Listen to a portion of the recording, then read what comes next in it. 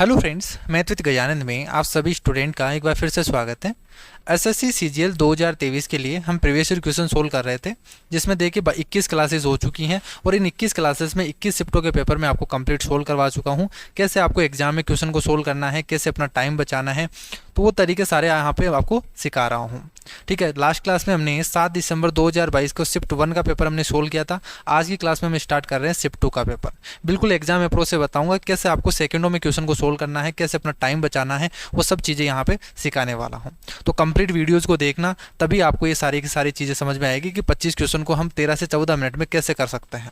वो तरीका यहाँ पे आप सीखोगे। ठीक है, स्टार्ट करते हैं। देखो, बिल्कुल इजी वे में मैं आपको बताऊंगा कैसे बिल्कुल कम से कम टाइम में और थॉट प्रोसेस से कैसे करना है, कितने कम से कम पेन आपको लगाना है कि एग्जाम में, तभी आपका टाइम बचेगा। तो वो सारी अप्रोच यहाँ पे आपको सिखाऊंगा मैं। पहला क्वेश्चन आपको देखो, एक वर्क आपको स्क्वायर दे रखा है जिसका पेरीमीटर दे रखा है और एरिया पूछा है। तो यहाँ से पेरीमीटर 4 होता है, यानी 4 से डिवाइड कर दो को साइड आ जाएगी, तो कितनी आ जाएगी 31। और इसका एरिया पूछा है तो 31 का स्क्वायर कितना हो जाएगा 961। तो ये 4 से 5 सेकंड का सवाल है, डायरेक्ट आगे इसका आंसर कितना होगा 31 का स्क्वायर 961। अब देखो नेक्स्ट सवाल है, यहाँ से पूछा, देखो फेमस सवाल है, ये पहले भी शिफ्टों में आ चुका और मैंने पूरा कंसेप्ट सिखाया है इसमें। तो नए स्टूडेंट सबसे पहले उन 21 वीडियोज़ को देख लीजिए आप पहले, ताकि आपको सारे के सारे जो भी मैंने पहले बेसिक चीज़ें बता दी हैं वो सब चीज़ें आपको समझ में आ जाए।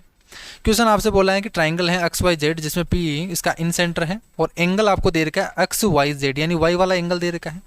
और देखो वाई के सामने एक्स और वाई की जगह क्या लिख दिया, पी है, यानी इन सेंटर जो पूछा है ना एक्स पी जेड है, तो इन सेंटर पे बना हुआ एंगल पूछा है। तो क्या बनेगा 90 + a/2 होता है, 90 + 25 कर देंगे तो कितना आ जाएगा, इसका आंसर 115 आ जाएगा। तो इसमें डायग्राम नहीं बनाना, आपको डायरेक्ट समझना है। देखो वाई एंगल दे दिया ना, यहाँ से वाई का एंगल दे दिया और यहाँ से पूछा भी क्या है, अगर देखो वाई की जगह क्या लिख दिया इसने, पी लिख दिया क्या, यानी ये ट्राइंगल देखो एक बार समझा देता हूँ आपको कि ये एक्स है, ये वाई है, ये जेड है और ये पी क्या है, इसका इन सेंटर है, ये इन सेंटर है इस तरीके से। और y आपको दे रखा है, तो x y z आपको दे रखा है और पूछा क्या है x p z।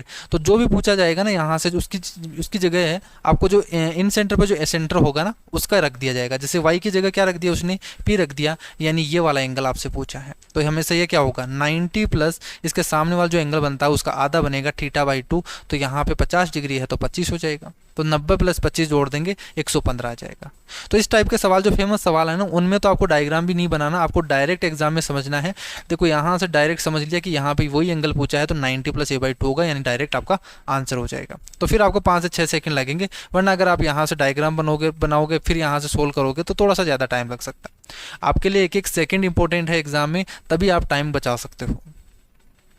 कि जहाँ से भी 2 सेकंड भी बचें तो 2 सेकंड भी आपको बचाना है। ठीक है, पहले वाले राउंड में। सेकंड वाले राउंड में आप आराम से जो क्वेश्चन नहीं हो रहे हैं वो क्वेश्चन कर लो, और बाकी जो पहला राउंड है 25 सवाल है, तो 25 में से आप जैसे यहाँ से 19 से 20 सवाल तो आप इजीली कर पाओ, वो सवाल तो आपको करने ही है सेकेंडों में।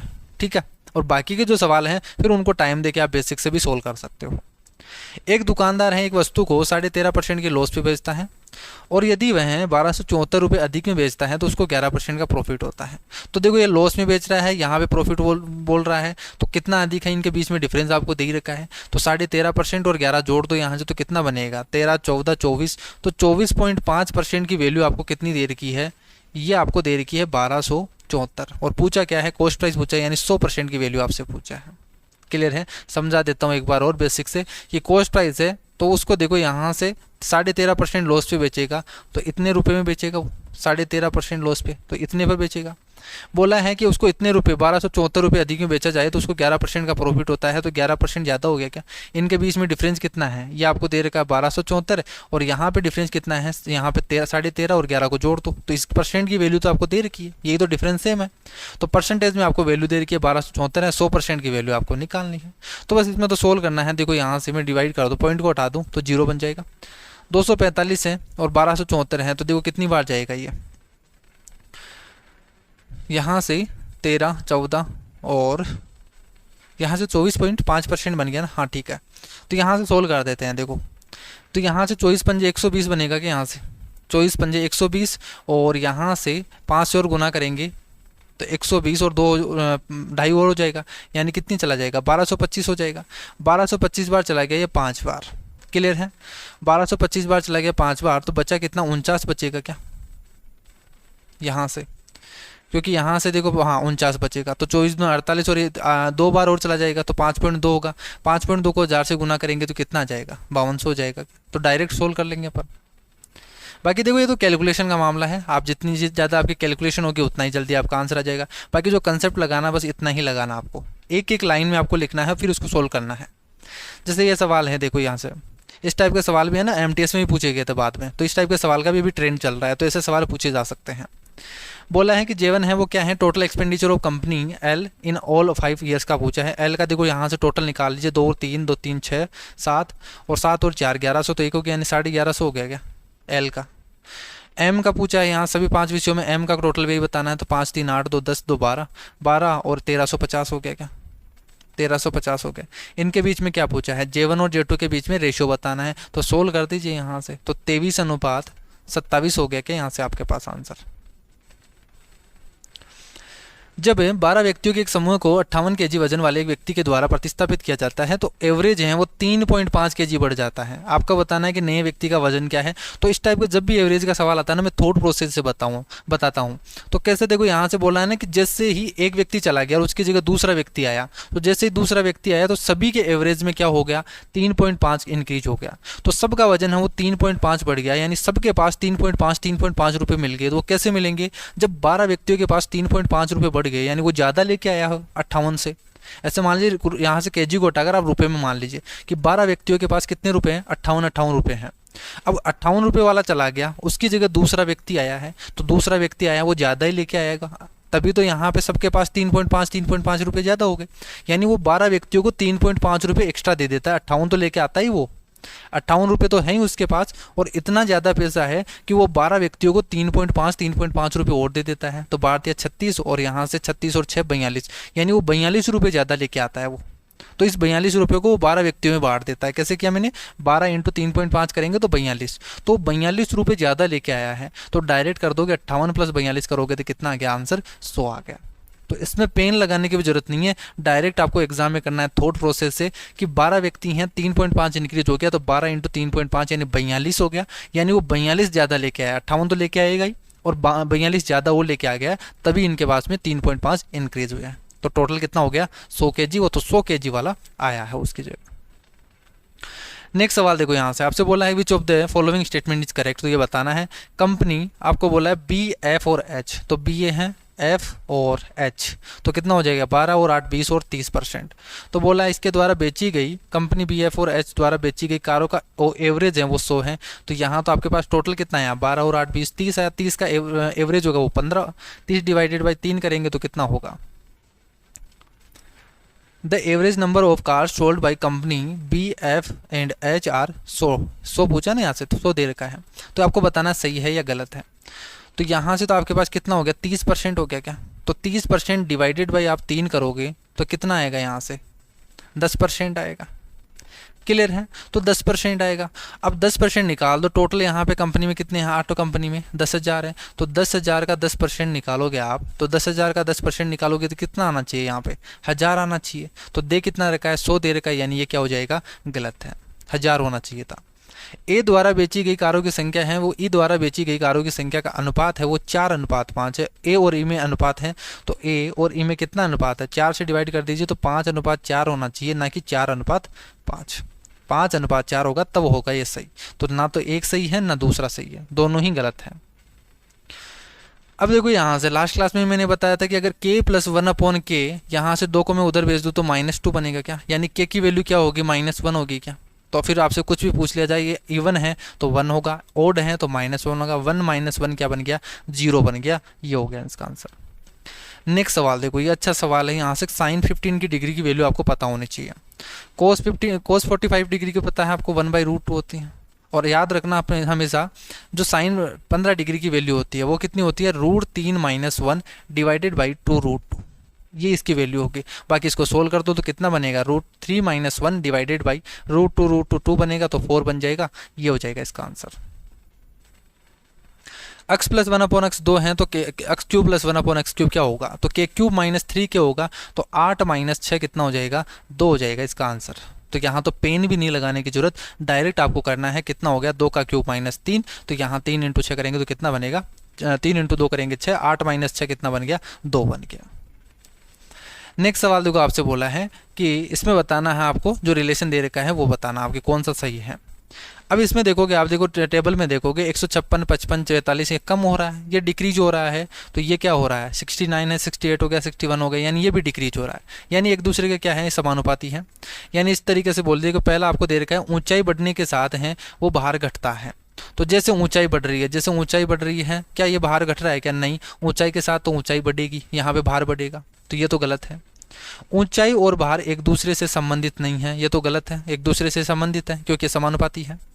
ऊंचाई बढ़ने के साथ है वो भार बढ़ता है, ऊंचाई बढ़ने के साथ भार है वो बढ़ता है, सही है। ऊंचाई घटने के साथ भी घटेगा, ऊंचाई घटने के साथ भार बढ़ता है, उल्टा दे दिया रिलेशन, तो ये गलत हो गया। तो एक ही ऑप्शन यहाँ पे होगा सही। 20 सेंटीमीटर और 16 सेंटीमीटर त्रिज्या वाले दो सेकेंडरी आपको सर्किल दे रखे हैं, जिसमें देखो यहाँ पे रेडियस दे ही दी और आपसे पूछा है कि एक जीवा की लंबाई आपको बतानी जो छोटे वर्त को स्पर्श करते हो, ठीक है। तो ये इस तरीके से होगा, इस तरीके से मान लीजिए दो सर्किल हैं और इसमें ये क्या हो गई, इसकी स्पर्श रेखा हो गई।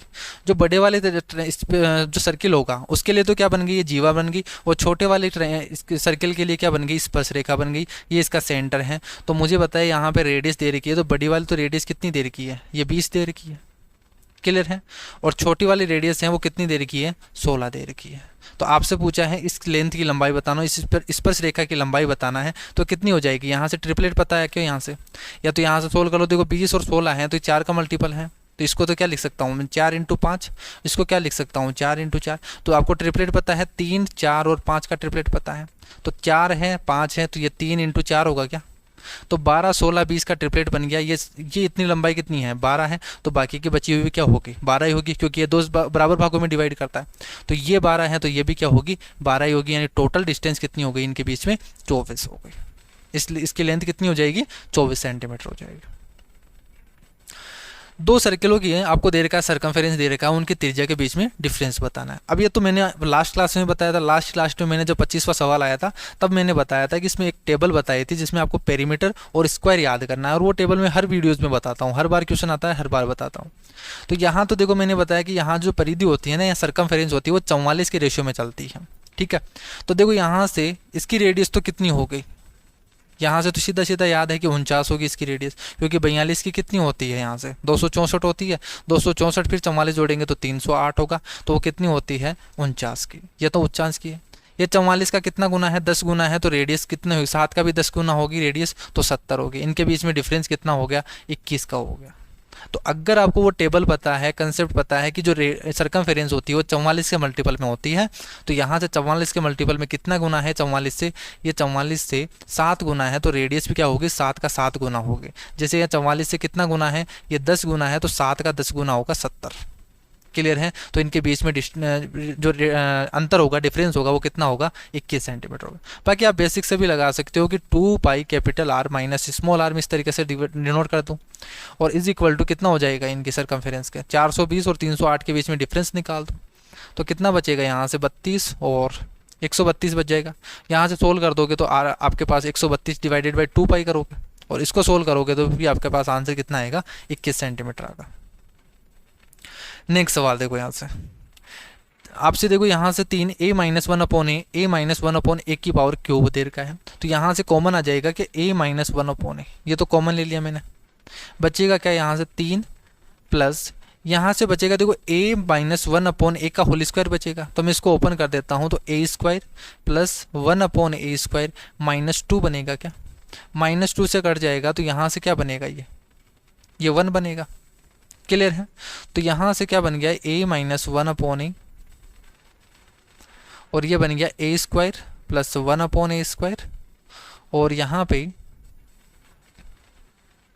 बन गया 1, क्लियर है। तो देखो ये क्या बन गया a minus B A square plus B square plus A B बन गया क्या, इस तरीके से। ये आपको फॉर्मूला पता होगा ए क्यूब प्लस बी क्यूब का फॉर्मूला। ये क्या होता है, यहाँ से माइनस में है तो माइनस बोल दो, तो a minus B A square plus B square plus A B, यही तो बनता है। तो यहाँ तो यही तो दे रखा आपसे, देखो ये तो बन गया a, ये b, तो a माइनस बी ये ए स्क्वायर हो गया ये बी स्क्वायर हो गया, और प्लस ए बी करेंगे तो ये 1 बन जाएगा। तो यहाँ से ये बन गया क्या फॉर्मूला। तो क्या बन गया ये फॉर्मूला, ए क्यूब माइनस बी क्यूब का बनेगा, यानी आंसर क्या आएगा, ए क्यूब माइनस 1 ए क्यूब आएगा क्या इसका आंसर। तो ये हो जाएगा इसका आंसर। क्लियर है। अब देखो ये चीज़ें मैं समझा रहा हूँ यहाँ पे आपको, तो यहाँ पे देखते ही पता चल गया क्या आ जाएगा इसका आंसर, ये आ जाएगा। तो ये चीज़ें एक्स्ट्रा आपको नहीं लिखने फिर, ठीक है।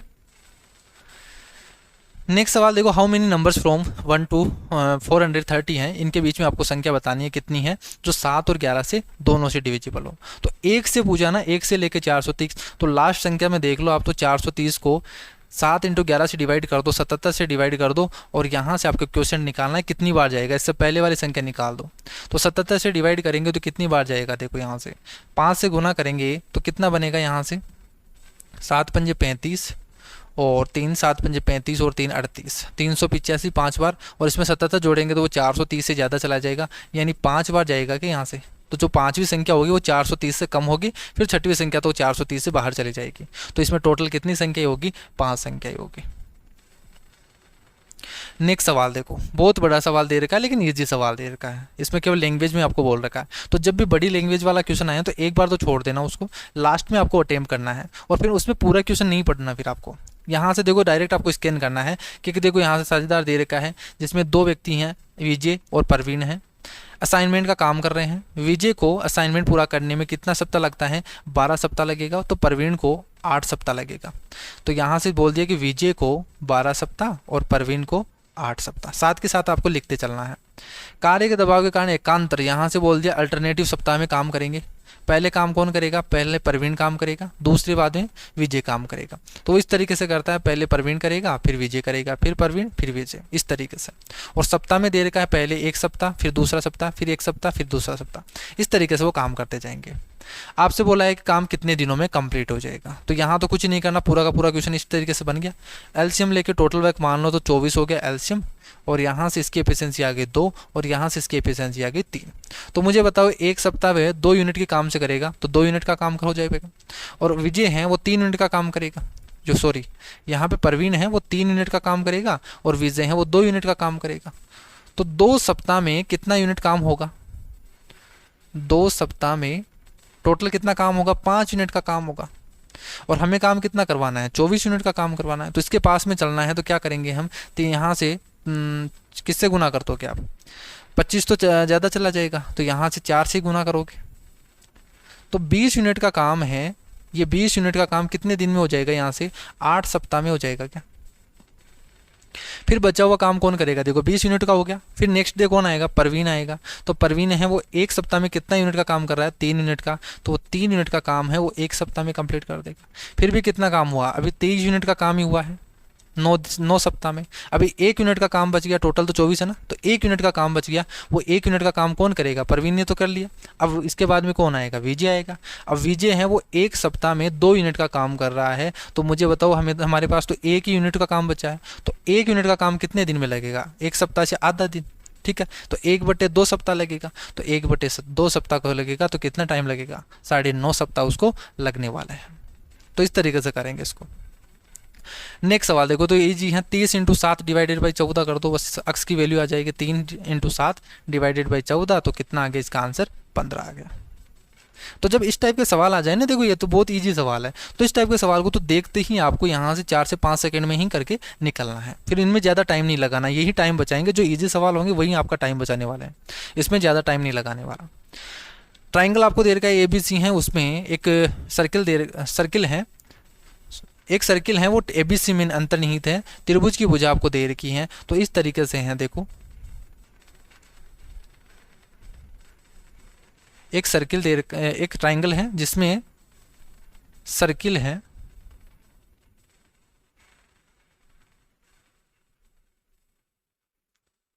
इस तरीके से मान लीजिए आप। तो देखो इसको तो डिलीट कर देते हैं बार, और यहाँ से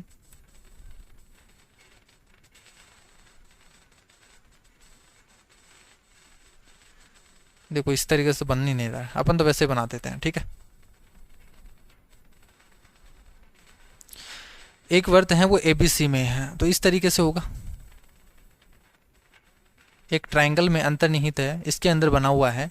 तो ये ट्रायंगल हो गया ABC। इसमें दे क्या रखा है आपको, आपसे बोला है AB की साइड है वो 16 सेंटीमीटर, ये टोटल 16 सेंटीमीटर है, BC है वो 20 सेंटीमीटर है, और AC है वो कितना है 24 सेंटीमीटर है। पूछा आपसे क्या है, आपसे पूछा है कि AD का मान क्या होगा अगर DEF है वो इसको स्पर्श करते हैं इस तरीके से DEF यहाँ पर। क्लियर है। तो आपसे पूछा है AD का मान क्या होगा, मैं इसे अक्ष मान लेता हूँ कि ये वाली साइड देखो, ये वाली साइड अगर अक्ष है तो टोटल 16 है, तो ये वाली साइड कितनी होगी 16 माइनस अक्ष होगी क्या। अब आपको पता है कि बाहर पॉइंट से अगर हम किसी सर्किल के स्पर्श रेखा खींचते हैं तो स्पर्श रेखा की लंबाई बराबर होती है, ये वाली लेंथ और ये वाली लेंथ बराबर होगी, तो ये वाली लेंथ कितनी होगी 16 माइनस अक्ष। टोटल 20 है तो 20 में से 16 माइनस अक्ष घटा देंगे तो कितना आ जाएगा 4 प्लस अक्ष। ये 4 प्लस अक्ष है तो ये भी 4 प्लस अक्ष होगी, क्योंकि बाह्य बिंदु से स्पर्श रेखा खींची जाती है वो बराबर होगी। ये 4 प्लस अक्ष हैं, टोटल 24 हैं, तो ये वाले लेंथ कितनी होगी यहाँ से ए से लेके एफ तक की, तो ये हो जाएगी 4 घटा दीजिए तो 20 माइनस अक्ष होगी।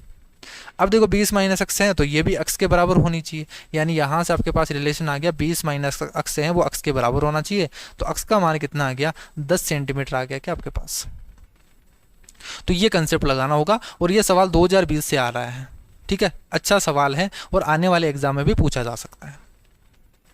नेक्स्ट सवाल देखो, इस टाइप का देखो सवाल है ना, हर शिफ्ट में पूछा जाता है। इसमें भी जो यहाँ से सिमिलरिटी दे दिया जाएगा, या तो एरिया से पूछा जाता है या पेरीमीटर से पूछा जाता है। इसमें आपको देखो यहाँ से पूछ लिया है कि अगर 2AB हैं वो DE के बराबर हैं, तो मैं यहाँ से 2 को इधर ले जाऊँ तो ये रेशियो आ गया क्या कि अगर AB 1 होगा तो DE कितना होगा 2 होगा, यानी AB 1 होगा तो DE कितना होगा 2 होगा, 1:2 का रेशियो है। आपसे बोला है कि BC 8 है, तो मुझे बताओ यहाँ से BC 8 है तो EF कितनी होगी, इसका डबल ही तो होगी ना, यहाँ से 1 था तो 2 है, ये 8 है तो ये क्या होगी 16 होगी। तो देखते ही आ गया आंसर 16। क्वेश्चन आपको हार्ड लगेगा, लेकिन जैसे आप पढ़ोगे और अगर आपने कंसेप्ट अच्छी तरीके से क्लियर कर रखे हैं तो देखते ही आंसर आ जाएगा फिर आपका। वह छोटी से छोटी संख्या बताओ जो 9, 24 और 36 से पूर्णतः डिविजिबल हो, यानी इसका एलसीएम ही तो बताना है। तो 36 का 36 द्वारा 72 हो गया कि यहाँ से छोटी संख्या जो 9 से और 24 से और 36 से तीनों से डिविजिबल हो। अगर इस तरीके से ना भी आए ना तो यहाँ से ऑप्शन से चेक कर लो। देखो यहाँ से 9 जो है वो तीनों से डिविजिबल नहीं है, 36 तीनों से डिविजिबल नहीं है, 24 तीनों से डिविजिबल नहीं है, एक ही संख्या तीनों से डिविजिबल है। अब देखो ये अच्छा सवाल दे रखा है, 1 प्लस साइन थीटा आपको दे रखा है m कोस थीटा, आपसे पूछा है साइन थीटा का मान क्या होगा। अब इसको देखो बेसिक से करना होगा, कैसे करेंगे, 1 प्लस साइन थीटा दे रखा ना, तो 1 प्लस साइन थीटा, तो m का मान निकालो तो यहाँ से क्या हो जाएगा 1 plus sine theta upon cos theta हो जाएगा क्या, ये हो जाएगा m का मान। अब हमें चाहिए देखो कोस थीटा को साइन थीटा में कन्वर्ट करना है, तो यहाँ से फिर रूट की वैल्यू आएगी, रूट आएगा अगर हम कोस थीटा को कन्वर्ट करेंगे साइन थीटा में। तो मैं क्या कर देता हूँ, दोनों तरफ स्क्वायर कर देता हूँ ताकि ईजी बन जाएगा, यहाँ से रूट नहीं आएगा फिर, क्योंकि कोस थीटा को अगर मैं साइन थीटा में कन्वर्ट करूँगा तो फिर 1 माइनस साइन स्क्वायर रूट लिखना पड़ेगा, तो फिर से रूट आएगा, वो कैलकुलेटिव बनेगा। तो इसको हटाने के लिए मैं क्या कर देता हूँ, दोनों तरफ स्क्वायर कर देता हूँ। तो जैसे स्क्वायर करेंगे तो ऊपर तो क्या बनेगा 1 प्लस साइन का होल स्क्वायर, और नीचे बनेगा यहाँ से कोस का स्क्वायर। कोस स्क्वायर को मैं लिख सकता हूँ 1 माइनस साइन स्क्वायर। अब देखो a square minus B square है तो a plus B a minus B लिख सकता हूँ, a प्लस बी से तो ये कट जाएगा और यहाँ से a माइनस बी बच जाएगा क्या, यानी आपके पास ये आ गया 1 plus sine theta upon 1 minus sine theta, ये m स्क्वायर आ गया। यहाँ से मैं c एंड d यानी कंपोनेंट और डिविडेंटो लगा दूँ तो यहाँ से क्या बन जाएगा 1 upon sine theta is equal to क्या बन जाएगा m square plus 1 divided by m square minus 1। अगर a upon B is equal to C upon D है तो कंपोनेंडो डिविडेंडो लगाते हैं तो क्या बनता है a plus B divided by A minus B, C plus D divided by C minus D. और अगर यहाँ से आपको दे रखा है a plus B divided by A minus B is equal to C upon D, तो डायरेक्ट लिख दो a upon B is equal to C plus D divided by C minus D. तो ये चीज़ मैं यहाँ पे लगा रहा हूँ, ठीक है। तो यहाँ से 1 अपॉन साइन थीटा तो डायरेक्ट लिख दिया, m स्क्वायर प्लस नीचे क्या लिख सकते हैं 1 है ना, तो m स्क्वायर प्लस 1 और m स्क्वायर माइनस 1। तो साइन थीटा का मान क्या हो जाएगा, उल्टा हो जाएगा इसका, तो जो उल्टा होगा यानी m स्क्वायर माइनस 1 है वो ऊपर आएगा, m स्क्वायर प्लस 1 है वो नीचे आएगा। तो बहुत ही अच्छा सवाल है ये सवाल। देखो यहाँ से ये भी अच्छा सवाल पूछा गया है। एक पुस्तक विक्रेता है, वो ग्राहकों को 2 पुस्तकें खरीदने पर 20% का डिस्काउंट देता है, 2 से ज़्यादा पुस्तकें खरीदता है तो उसको 25% का डिस्काउंट देता है, और अगर एक बुक खरीदता है तो उसको 10% का डिस्काउंट मिलता है। छात्रों को और अगर स्टूडेंट्स हैं तो स्टूडेंट्स को 5% का छूट एक्स्ट्रा दी जाती है, वो तो अलग से दी जाती है। एक कॉलेज में एमए पढ़ाई करने वाला एक छात्र है, वो भी क्या है, एक स्टूडेंट ही है। सोहन ने 513 रुपये में एक पुस्तक खरीदी, ठीक है। तो एम कॉम में पढ़ने वाला है और एक बुक खरीदता है 513 में, तो केवल एक बुक खरीदता है वो, तो एक बुक के लिए उसको कितना डिस्काउंट मिलेगा, 10% मिलेगा। साथ में वो स्टूडेंट है तो उसको 5% का वो डिस्काउंट मिलेगा। तो इस चीज़ की तो कोई मतलब नहीं है यहाँ से ऊपर की 2 लाइन का, तो केवल यही दे रखा है कि 10% और 5% का डिस्काउंट मिलेगा। डायरेक्ट कर दो कि मैं मान लेता हूँ वो अक्स रुपये में खरीदता है, उसका मार्क प्राइस तो पूछा ना, तो अक्स रुपये उसका मार्क प्राइस है, उस पर 10% का डिस्काउंट मिलेगा, यानी 10 रुपये की चीज़ है तो 9 रुपये में खरीदेगा वो। और एक्स्ट्रा 5% का वो डिस्काउंट मिलता है, 5% की फ्रैक्शन 1/20, यानी 20 रुपये की चीज़ है तो 19 रुपये में वो लेगा। और कितने रुपये में उसको पड़ी, 513 रुपये में, इतने रुपये में उसको पे करना पड़ेगा। यहाँ से सोल्व कर दो, देखो 9 से डिवाइड करेंगे, 9 3 27, 9 5 45 और 9 7 63, 19 3 57, तो कितना बन जाएगा यहाँ से, 3 दूनी 6, 600 बन गया क्या, यानी अक्स का मान कितना आ गया आपके पास, 600 रुपये आ गया। क्लियर है। नेक्स्ट सवाल देखो यहाँ से, एक आदमी है वो 48 किलोमीटर दूर एक स्थान पर, देखो ये भी नया क्वेश्चन है, ठीक है। तो कुछ क्वेश्चन तो देखो 25 में से आपके 3 से 4 क्वेश्चन तो नहीं आएंगे ही, ठीक है। बाकी के जितने भी सवाल हैं, जैसे 20 सवाल हैं, ठीक है, कुछ क्वेश्चन डीआई के हैं वो भी नहीं आएंगे। तो यहाँ से 18 से 20 सवाल हैं, वो तो जो लास्ट ईयर पूछे गए सवाल हैं उन्हीं से रिलेटेड पूछे जाएंगे। 3 से 4 सवाल हैं वो आपको नए क्वेश्चन पूछे जाते हैं, तो उन्हीं नए से क्वेश्चन को आपको लास्ट में करना है और टाइम देके करना है, ताकि आपका क्वेश्चन है वो आपको इजीली सोल्व कर पाओ और उसमें कैलकुलेशन या किसी तरीके की दिक्कत ना आए आपको, ठीक है। तो उन क्वेश्चन को तो आपको लास्ट में करना है और टाइम देके करना है, जो नया सवाल आ जाए उसको बेसिक से कर देना। और बाकी जो प्रीवियस ईयर के सवाल पूछे गए हैं उसी कंसेप्ट से रिलेटेड पूछे गए सवाल हैं, उनको आपको डायरेक्ट करना है टाइम के अकॉर्डिंग। देखो यहाँ से पूछा है कि एक आदमी है वो 48 किलोमीटर दूर एक स्थान पर नाव चलाकर जाता है, 14 घंटे में वो वापस आ जाता है, वह जाता है और फिर वापस 14 घंटे में वापस आ जाता है। तो जाने और आने में टोटल टाइम उसको कितना लगता है, 14 घंटे लगता है। वह पाता है कि धारा की दिशा में अगर वो डाउन स्ट्रीम चलता है तो 4 किलोमीटर की डिस्टेंस तय कर सकता है, और उतने ही टाइम में अप स्ट्रीम है वो 3 किलोमीटर डिस्टेंस ट्रेवल कर लेता है। यानी आपको यहाँ से देखो टाइम तो कांस्टेंट दे देगी, उतना ही टाइम में दोनों को टाइम तो सेम लगता है, तो दोनों को टाइम सेम लगता है। और यहाँ से डिस्टेंस दे रखी है, क्या आपको किसकी डिस्टेंस दे रखी है यहाँ से, कि वो डाउन स्ट्रीम चलता है तो 4 किलोमीटर चलेगा, और अप स्ट्रीम चलेगा एक्स माइनस वाई चलेगा, एक्स माइनस वाई की स्पीड से चलेगा तो कितने किलोमीटर चलेगा, 3 किलोमीटर चलेगा। तो ये तो डिस्टेंस का रेशियो है, यहाँ से मैं रेशियो निकाल दूँ तो 4:3 आ गया क्या, ये 4:3 है, इनके डिस्टेंस का रेशियो है। तो जब टाइम कांस्टेंट है तो डिस्टेंस का जो रेशियो होगा वहीं क्या होगा, उसकी स्पीड का रेशियो होगा, क्या होगा, उसकी स्पीड का रेशियो होगा। तो मैं यहाँ से इस तरीके से मान सकता हूँ कि उसकी डाउन स्ट्रीम की स्पीड क्या होगी, 4 के होगी, और अप स्ट्रीम स्पीड है वो क्या होगी, 3 के होगी। अब इसने क्या बोला कि 48 किलोमीटर की डिस्टेंस चलता है और वो वापस आ जाता है 14 घंटे में। तो यहाँ से ये रिलेशन लगा दो कि 48 किलोमीटर है वो जब डाउन स्ट्रीम चलेगा तो कितनी स्पीड से चलेगा, 4K की स्पीड से, और जब वो अप स्ट्रीम चलेगा वापस आएगा 48 किलोमीटर, तब कितनी स्पीड से आएगा वो, 3K की स्पीड से, और उसको टोटल कितना टाइम लगता है, 14 घंटे लगता है। तो बस ये इक्वेशन बनानी है, यहाँ से K का मान निकालो, जो पूछा है वो आ जाएगा हमारे पास। तो देखो यहाँ से 4 से डिवाइड कर देते हैं तो यहाँ से कितना आ गया 12, और 3 से डिवाइड कर देते हैं तो ये 16 बन गया। यानी आपके पास क्या आ जाएगा, 12 और 16 28 इज इक्वल टू 14 क्या आ गया, क्या यानी K की वैल्यू आपके पास कितनी आ गई, 2 आ गई। K की वैल्यू 2 आ गई तो इसकी स्पीड कितनी हो गई, डाउन स्ट्रीम की स्पीड है वो 8 हो गई, और अप स्ट्रीम की स्पीड है वो कितनी हो गई, 6 हो गई। आपसे पूछा क्या है, आपसे पूछा है कि धारा की चाल क्या है, स्ट्रीम की स्पीड क्या है। स्ट्रीम की स्पीड कैसे निकालते हैं, दोनों को डिफरेंस करो, 2 से डिवाइड कर दो, तो 2 डिवाइडेड बाई 2 करेंगे तो कितना आ गया, 1 आ गया। अगर यहाँ से नाव की पूछा जाता तो हम क्या करते हैं, 8 + 6 डिवाइडेड बाई 2 कर देते तो 7 किलोमीटर पर घंटा आ जाता। तो ये हो जाएगा इसका आंसर। तो बहुत ही अच्छा सवाल है।